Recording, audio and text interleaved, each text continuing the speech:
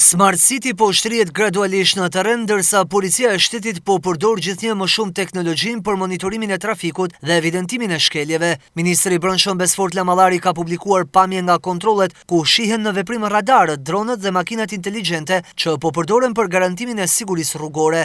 Në një postim në rrjetet sociale, Lamallari shkruan se me rritjen e numrit të turistëve dhe të qarkullimit të mjeteve, rritet edhe përgjegjësia për garantimin e sigurisë në rrugë. Pas qytetarëve, aleati më i fortë i policisë është teknologjia.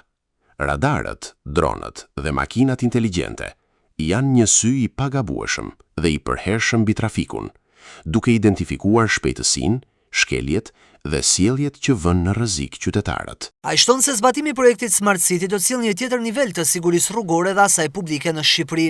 Me zbatimin e projektit Smart City, do të bëjmë një kapërcime epokal për sigurinë rrugore dhe atë publike në tërësi në Shqipëri.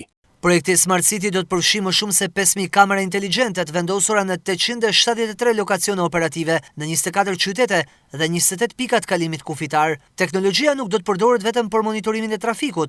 Sistemi do të jetë në gjendje të evidentojë në kohë reale dhe të shtonat me armë, nxjerrjen e armëve të zjarrit apo thikave në ambientet publike, si dhe sjellje të dhunshme, duke ndihmuar ndërhyrje më të shpejtë të policisë. Investimi për projektin është financuar përmes një kontrate huaje me Emiratet e Bashkuara Arabe në vlerën e $118.5 milion, ndërsa shtrirja e sistemit në gjithë vendin pritet të vijojë gjatë 12 muajve të ardhshëm.